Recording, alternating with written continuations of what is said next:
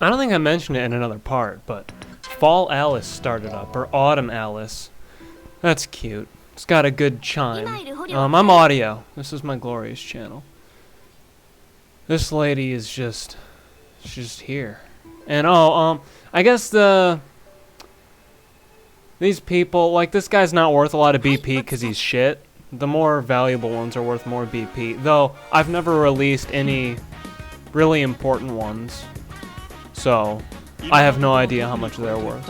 I mean, I've released a few and they still give more money than usual, but, you know what I mean. I hope.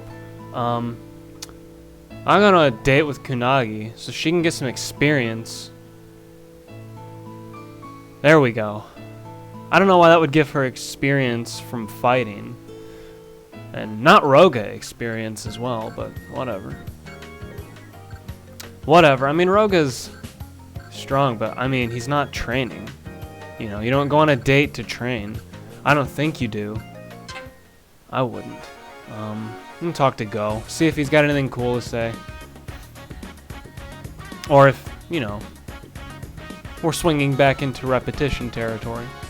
But, Go's one of those characters in this game that I really like, and he's really interesting, but because he's, like, such a core character, I don't really find out much about him, you know? I mean, I don't talk to him very often because there's no way he'll leave your army. You know, he has a lot of unique events, but I don't really pursue those either because the reward isn't as great. That's just how it goes. Alright, Sane's gonna rest. She needs to rest. Let's see here. I gotta figure out what I'm gonna do. I really don't want to attack them just yet, but they're probably going to attack me. Them or Daigo will attack me on my next turn. I'm fairly certain about that. And this is a pretty horrible defense for this territory. And Roga's gotta rest. It's getting pretty awful here. I'll pull Rogue out. I'll leave him so he can one-shot that guy. And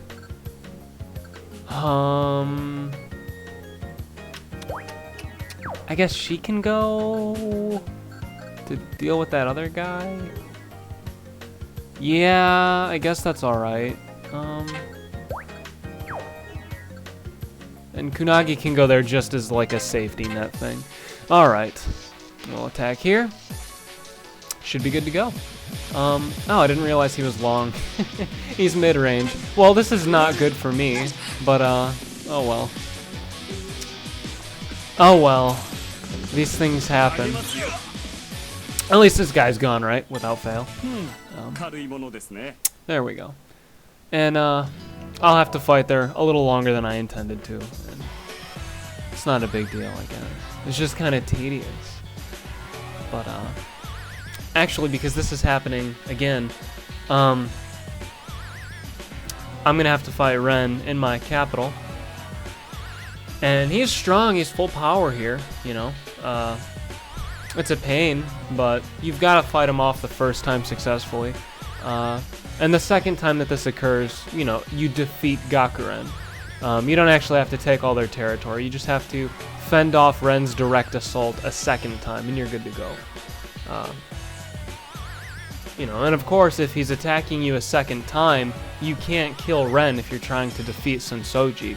You know, you've got to finish Sensoji, or if you defeat Ren in combat, you're done with Gakuren, and then you go in Kunagi's route, whether you wanted to or not. And that's most of the reason right there why Kunagi's route is just easier to trigger, because Ren forces himself upon you, and you have to deal with it. So if you're really taking your time, you're not going to have the opportunity to go after Sensoji. I didn't. I also, you know, the first time I played, I invested all my power into Gakuren anyway. So, that's how that goes. And I'm not fucking dealing with Ren, you can believe that!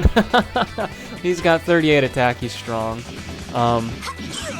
You should avoid him if you can, or hit him with long range. He's a mid-range fighter, and he's strong, so...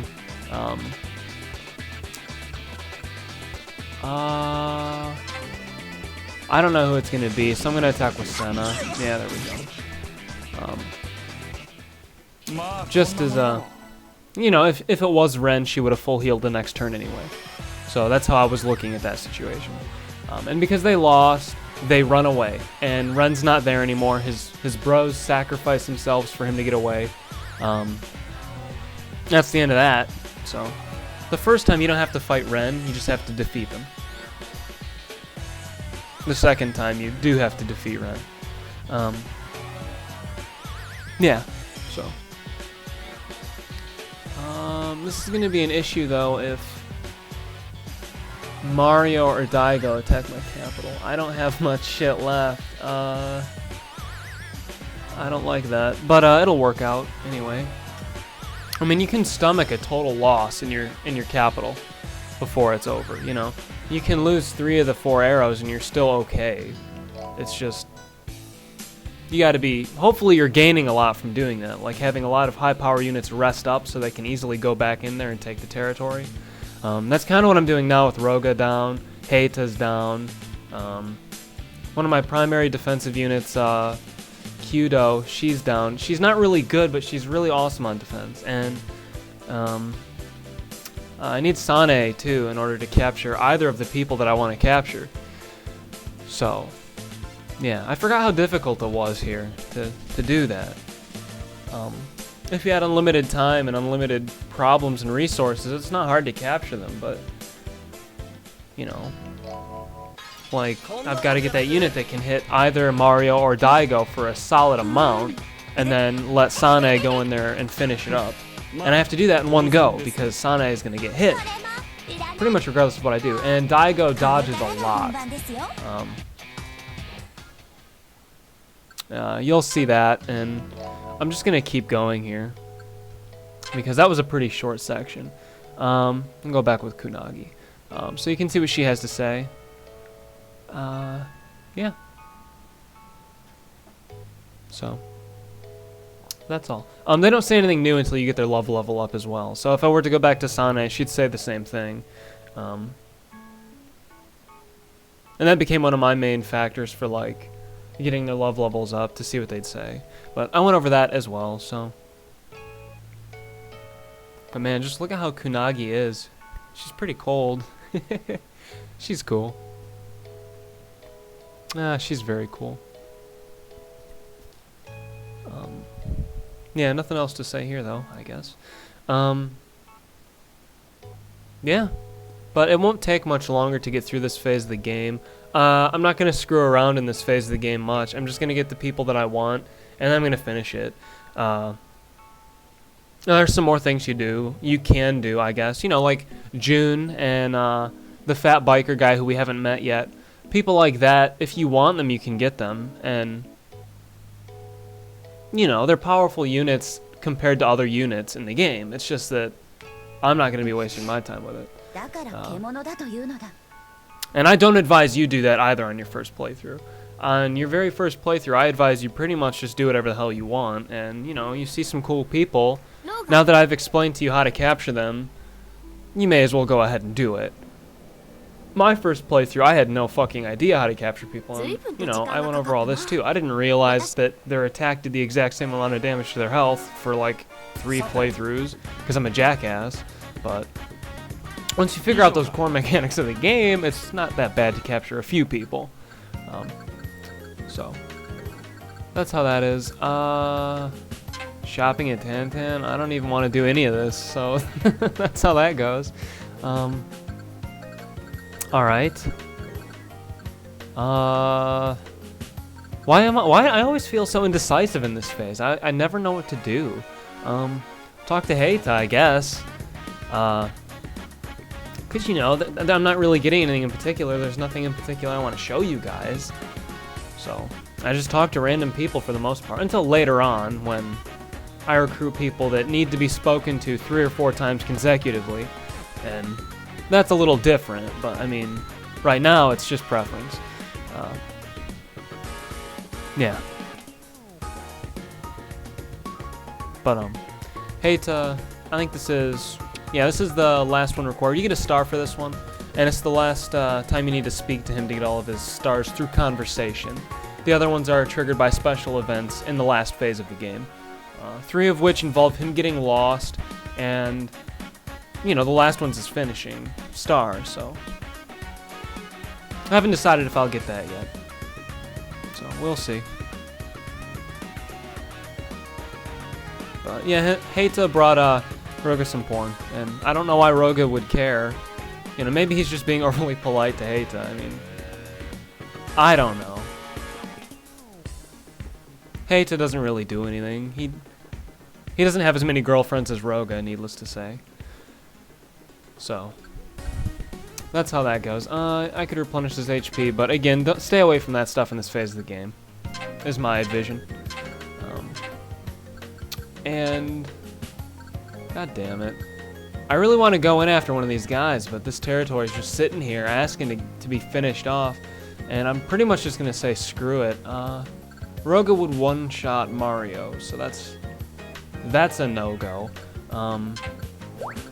He also one-shot the bikers. Actually, Roga's gonna go up here, Kendo's gonna go down there, and Kyudo can go down there too. She can one-shot the weaker guys. That should be okay. Senna can retreat. She's got to heal a little bit. And I have Yuki there, and he has 4 stalls. So even if they attack me with 6, I'd be able to hold out. You know, I'd be able to survive. God, I don't like leaving Kunagi there, though. That's pretty shit. Send Kunagi here? Actually, she's pretty good for fighting Mario. Yeah, I'll do that. And of course, I will have to send him for Scout, so I know when Mario's coming up. And then that leaves me kind of bare bones again. We'll go there. And I guess I can deploy Heita there, too. Just to defend. That'll work out. Oh, shit. What am I doing? I'm just gonna leave that territory to chance. We'll see what happens. Going after Mario. And he's not up first, which he usually isn't, I guess. But it's important when you're trying to capture these guys to be able to see everybody who's going, so you don't waste a move, you know. I get 6 attacks here. They have 6 people. And Mario's probably going to go last, so I'll have to fight him again. Which is fine. But, may as well use Tamari to defeat the machines. That was kind of an easy fight, right? Yeah.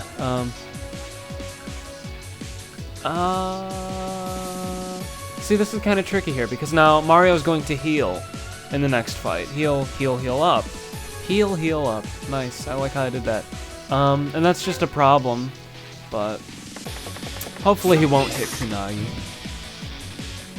Oh, fuck. I don't like that. At least you got to see his attack, but that's a pain in the ass. Because now I can't use her next time to attack him again, you see? Well,